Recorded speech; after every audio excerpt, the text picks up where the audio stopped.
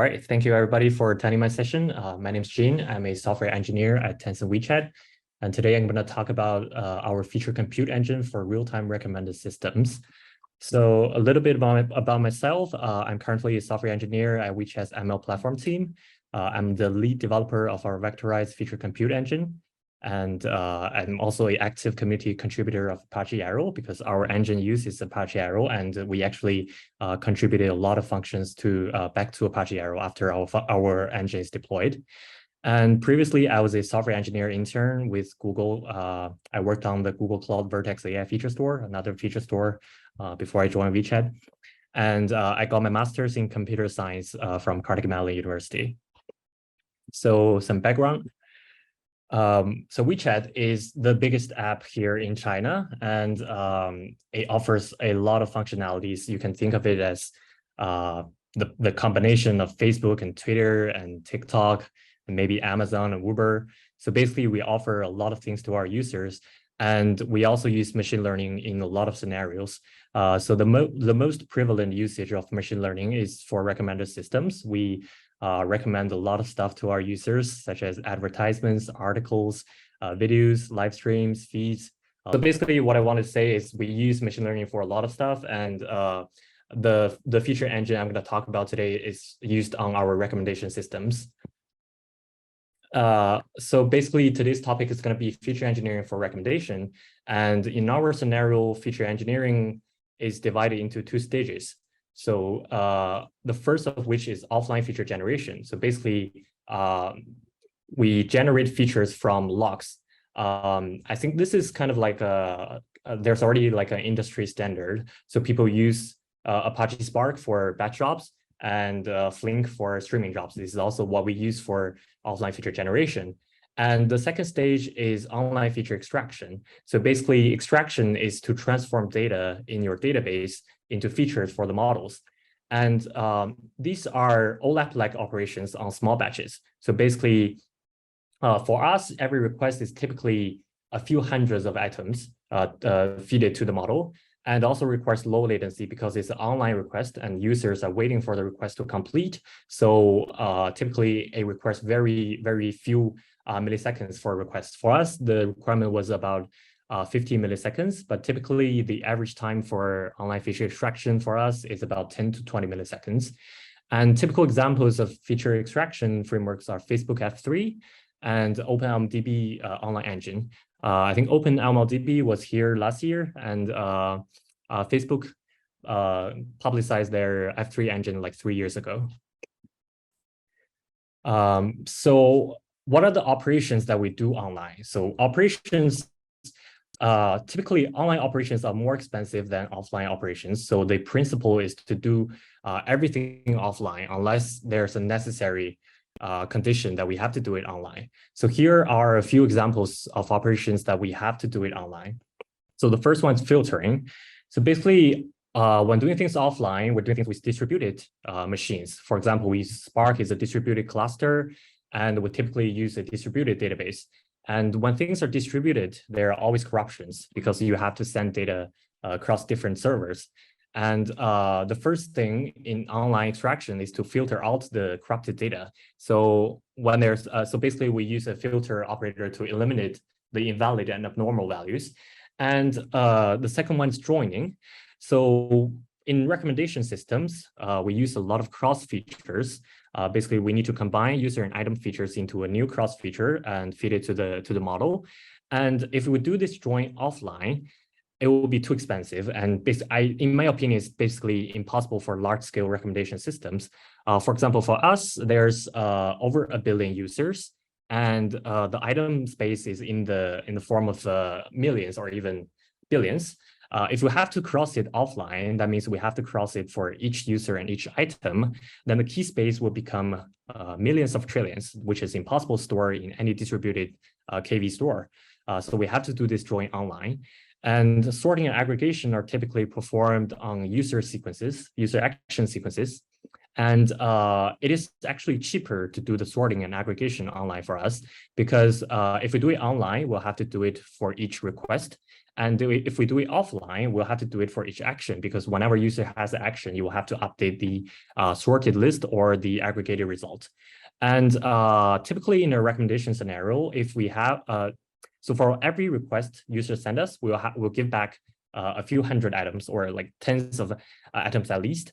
And then the user may have a lot of actions on this request. For example, user may watch a video, user may tag the video as favorite, user may like a video, user may follow the author, and they may have a lot of actions on each of the items. That means for each request, there will be hundreds of actions.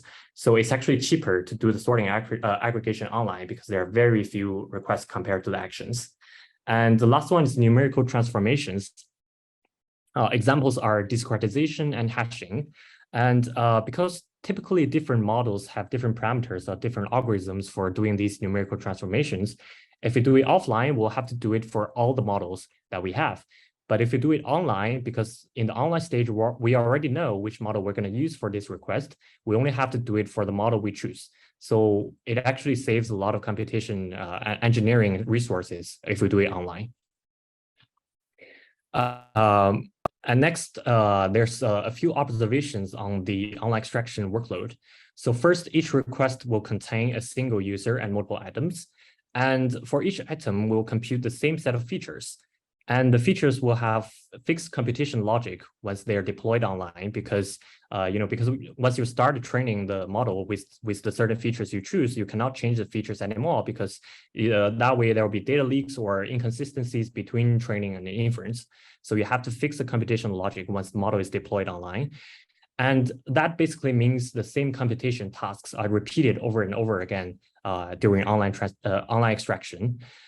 So with these observations, it leads to a conclusion that it's actually the online extraction stage is actually the perfect scenario for vectorization and compilation. It's perfect for vectorization because we have to do the computation for each item, and they're the same computations. And compilation is good because we know the logic beforehand, and we're going to repeat it for each request. So we can just compile the logic into some fixed code, a compiled code, and then we just call it during the online extraction stage. And that is what our feature engine uses. Vectorization compilation proved very, very efficient in our feature engine.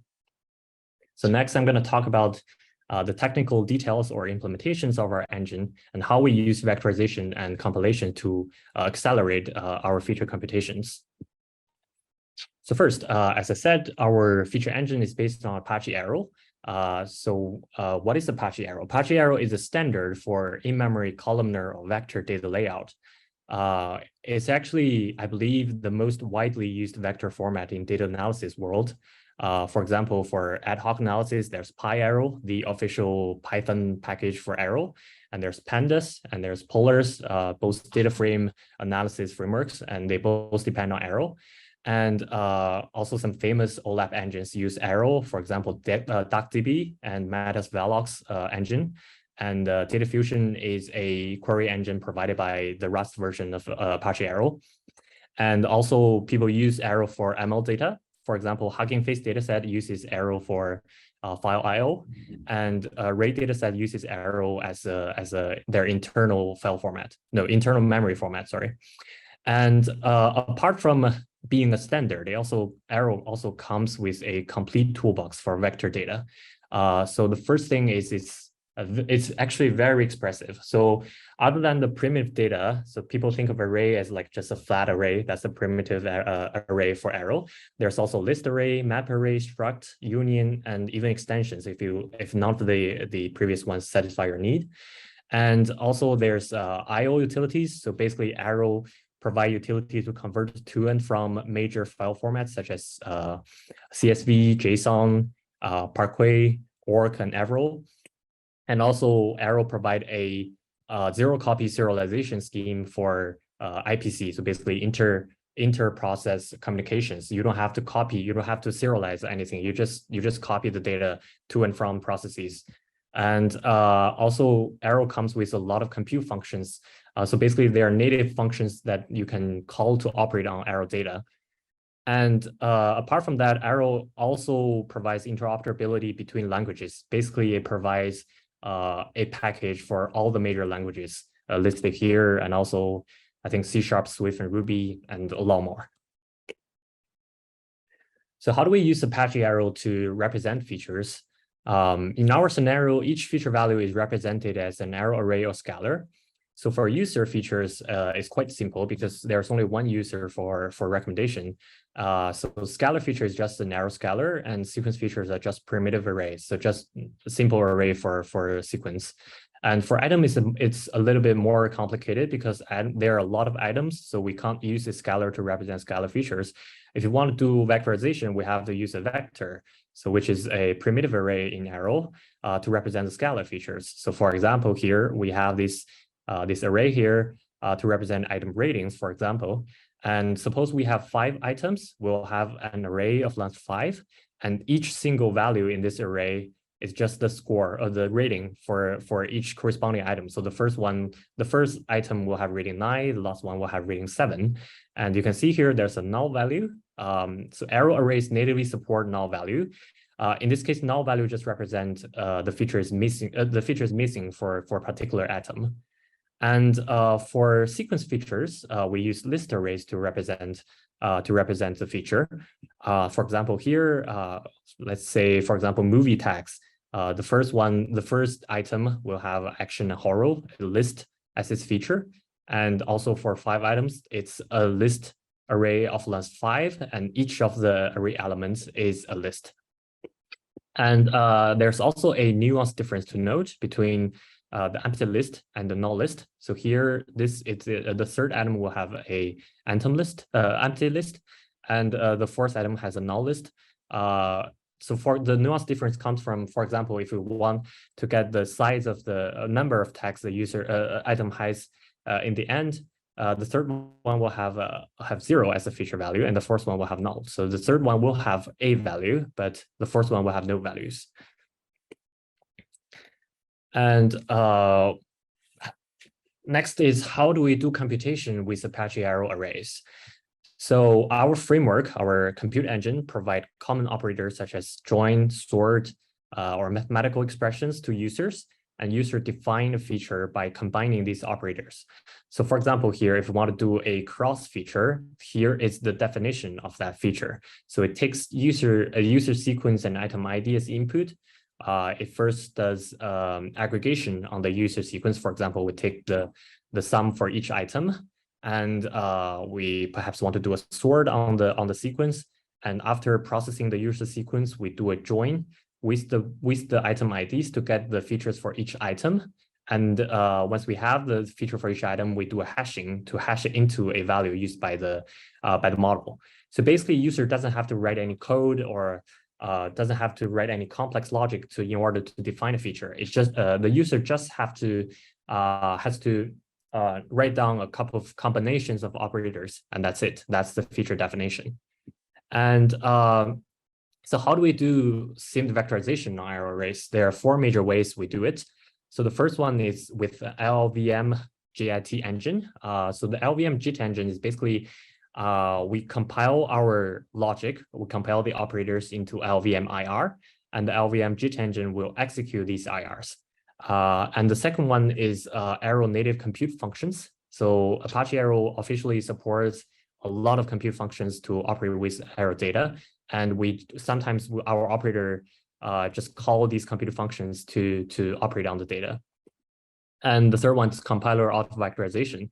So if for very simple operations, if it meets certain standards, the compiler will just automatically vectorize, will automatically generate simmed instructions for these operations. And the last one is handwritten simmed intrinsics. So in certain scenarios, the compiler is not smart enough. We'll have to call manually the simmed functions in order to generate simmed instructions. So let me go over these 4 approaches one by one. So the first one is LVM. We do this with Gandiva expression compiler. So Gandiva expression compiler is a sub-project of Arrow. So it's originally developed by Dremio, and it was donated to Arrow, I think, in 2018. and it's currently maintained by the Arrow team. I'm actually one of the maintainers myself. Gandiva provides arithmetic functions pre-compiled to LVM-IR. So basically, you can see here, you can write your original function in C or C++ or Rust, or even you can just hard code it in LVM-IR. And the compiler will just compile into LVM-IR. IR here means intermediate representation. So it's like a middle level representation between user code and assembly code. So it's like an intermediate one. And Gandiva would combine these functions into expressions at the IR level. So basically, once you have the IR, Gandiva will combine these functions into a module, and then it will leverage LVM for various optimizations. So LVM provide a lot of optimization passes. And for example, here we use loop vectorization paths for vectorization, and there's also function inlining, instruction combination, and a lot of other stuff. And we use Gandiva expression for projection and filtering. So basically, we deal with mathematical expressions with Gandiva. So here's an example. For example, a simple feature is defined as A plus B times C. And here is the Gandiva expression in the IR form. So you can see here at the very beginning of the vector body, we do a lot of bit cast from double pointer into 2 times double pointer. So double pointer is basically the input. The input array is a double pointer. It's just a pointer. It's the same as arrays. And here it will be casted into a 2 times double array, which means the elements of the array becomes 2 times double, which is the vector form in LVM-IR. Since it is compiled on my Mac M1 machine, which comes with ARM v8 Neon instruction set, where the maximum bit width is 128 bits. So that's exactly 2 double, because each double is 64 and 2 double is 128. And you can see here the addition, A plus B, and the multiplication times C here are operated on the 2 times double, so on the vector rather than on the double scalars. So this is how LVM-IR represents vector operations. And here's how we're able to do this with Gandiva. And well, Gandiva is actually very, very fast. It's I think one of the fastest possible ways to do compiled expressions, but it's kind of hard to develop and maintain because we have to first compile our code into LVM-IR, and then we have to operate on the IR level to combine them into expressions. And it's actually also very hard to debug because we're essentially running a virtual machine, and GDB doesn't really give us a lot of helpful information when we want to debug our code. So that's why we use Gandiva only for simple operations such as math expressions. And Arrow also comes with these official compute functions that are natively written in C++. And these functions are actually much easier to write, and then therefore they support much complex operations. So they are dynamically dispatched at runtime. So when you call a function, it will go through a function dispatcher first, and then it will match a C++ kernel depending on your input type and input size, and then it just calls the kernel for data. You just call the kernel on your data, and then you get the output. It's very easy. And Arrow provides a vectorized kernel for many functions. And because it's easier to write, it's just native C++ code. It supports various complex operations. For example, sorts and aggregation are all supported. And another benefit of Arrow Compute is all functions are exported to Python. So it's much easier to experiment with compared to just C++. So for example, here, here I have a bunch of examples to show you the benefits of, show you the power of compute functions. So here, the code is in Python just for demonstration purposes because Python is easier to experiment with, but the actual code we use is actually in C++. So here, for example, sorting, if we have an array here, and we just call the compute sort indices function, it will return the values sorted represented by their indices. And we call take on these indices, we'll get a sorted. So take is basically materializing the array, and we'll get the sorted array. And here is the aggregation sum. So if we call sum on the array, we'll just get back the sum of the whole array. And on the right-hand side, this is an example of joining. So basically, we use this indexing function. So we call indexing, we want to find the index of requested items in user history ID. So here, this 999, 777, 555 are all item IDs. And we want to find here, these are the candidate items. And we want to find their index in the user history. And once we have the index with the indexing function, we just call take again. We'll get the respective watch time of each candidate item. So here in the end, we have 50 for the third one, which is 777. And you can see here for user, it's 50 for 777, and 30 for 999. Here we have 30 for 999. So this is how we do joins. And well, since we started using Arrow, we noticed that even though the compute functions are very powerful, it still lack a lot of feature operations. So we actually write those feature operations by ourselves and contribute these functions back to Arrow. So for example, cumulative functions, rolling functions are basically rolling statistics over a fixed length sliding window. And a join as list is basically if we have a couple of features, we want to combine them into a list feature, we use a join as list to combine them. And pairwise difference is to compute the difference between two consecutive elements. So we use this for computing the difference between user action timestamps. So like how often user perform actions on our items. And integer round functions, basically rounding functions into powers of 10 or powers of hundreds. This is used for discretization. And also Arrow supports temporal types such as timestamps and durations, and it didn't support arithmetic operations on them, and we added these support. And on the right-hand side, it's actually my GitHub handle, and you can see here, I was actually among top 20 contributors in the past year for Apache Arrow. And the third approach we use is with compiler auto vectorization. So because Arrow arrays are always stored in contiguous memory, for some lightweight operations, it's actually too heavy to use Gandiva or Arrow compute. So we just rely on compilers to automatically vectorize these operations. For GCC, we just pass in the tree vectorize optimization option. And for Clang, it's enabled by default. So for example, when we are dealing with multiple arrays, we'll have to do a bitwise AND on their null bitmap because, as I said, Arrow natively support null values. So it uses a bitmap to store their validity status. And sometimes we use bitwise AND. We just do a simple code like this. And compilers are smart enough to compile it into these vectorized operations, such as like vmove, vinsert, and vpend are just the vectorized form of move and end. And this insert is just to pad the memory. And for simple operations, we can just rely on the compiler, but for complex operations, they are not smart enough. So sometimes we have to manually call the SIMD functions provided by Intel and AMD to convert them into SIMD instructions.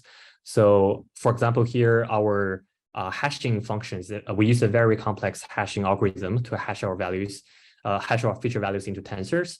And the compiler doesn't automatically compile them into SIMD instructions. So we have to, so on the left side here, you can see this is the code we used to have, which is to shift a 64-bit value to the right by some bits. And this code doesn't compile to SIMD instructions. So we have to call these, see MM256 shift right, and here's the shift left, and here's OR. So they are basically the SIMD version of C++ operations we can call. And these are the AVX2 instruction sets. So with all four approaches, we perform very efficiently. The engine perform very efficiently on vectorized data. However, not every request come with a large batch size. So not every request come with a vectorized data. So in some scenarios, there are only a few candidate items or even one candidate item. For example, sometimes we do online training with just one sample, and we have to get the features for that one item. And also sometimes there's push notifications. So we basically use an algorithm to decide whether we want to push a certain item to a user. So there's only one candidate item. We just need to decide whether we want it or not. And in these scenarios, there's only one item. So it's not necessarily, it's technically not a vector. If you use a vector of length 1, you can still use a vector of size 1 to store it. But the vectorized operators will perform very badly if the batch size is very small. So there are 3 overheads. So first one's the array overhead.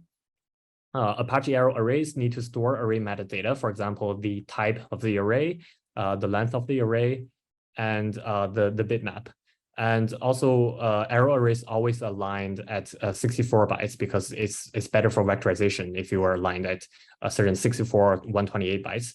But if you only have one data, which is like, for example, int, it's only 4 bytes. So we're basically storing 16 more data than I need. And there's also a vectorization overhead. For example, if you call a sim instruction, it will perform the instruction on whole 128-bit or 256-bit data. But if you only have a 32-bit integer, that will be extra cost on computation. And also there's a compute function overhead because compute functions are, there's a dispatcher. So you have to go through a dispatcher on every function call. And this overhead is actually very small, but if you want to have one data, it can't be amortized over the vectorized data. So the overhead will become significant if you have only small batch size. So how do we solve the performance issue for small batch size? The answer is native operators. So basically for all operators we provide to users, we also provide a native implementation, native meaning non-vectorized. And in this native engine, every atom feature is stored separately as a single value. And we dynamically dispatch to native and vectorize when the feature request comes. So basically, in our benchmark, the threshold is 8. So if there are fewer than 8 items, we use a native engine. And if there's larger than or equal to 8 items, we use a vectorized engine. And another problem is how do we guarantee the consistency or the equality between these two engines? Well, we have a full test coverage. We have unit test on the operator level, and then we have end-to-end test on the engine level to guarantee the equality between these two engines. And we also have a daily pipeline to examine diffs from feature logs. So basically every day we have certain requests that go through both engines. So we send this request to both the native engine and the vectorized engine, and we log the result, and we have a daily pipeline to examine if there are any diffs. So with these two approaches, we can guarantee that it's 100% equal. And another performance optimization we use is operator fusion. So basically, there's an overhead for each operator call. There's virtual dispatch. There's we have to validate the input and copy it into the function, and we have to allocate memory for the output. And these calls, these overheads can be saved with operator fusion. So basically, most operators can be fused with projection and filtering. Normally, these operations, for example, if we do a projector with a sort with a filter, normally they will have to go through 3 different function calls. But with operator fusion, they can be combined into one operation, into one operator invocation, and these overheads can be saved. So the last part is the performance benchmarks. So here we can see a difference between the vectorized approach and the native approach. You can see as the number of items increases, here the black line is native approach. You can see it's a very sharp linear. Well, it's linear because here the x-axis is not, it's logarithmic, is exponential, sorry. So you can see an exponential curve, but the actual curve is linear. And you can see the blue curve, which is the vectorized one, grows much slower than the black one. And the threshold, as I said, is 8. When item num is less than 8, native is better. When it's larger than 8, vectorized is much better. And at 64, vectorized is 6 times faster, and 128, vectorized 10 times faster. And that's because the overhead is amortized for a larger batch. And also actual deployment statistics, once we deployed it online, we see a 50% down in CPU usage on deployment. We can see this right line here is the CPU usage. We can see it dropped from 40% to 20%. So this 50% drop actually saved us millions of CPU cores over the last year. Okay, this is all that I have to present. Are there any questions? Fantastic, Ian. This is a great set of feature engineering tips for high performance online feature computation.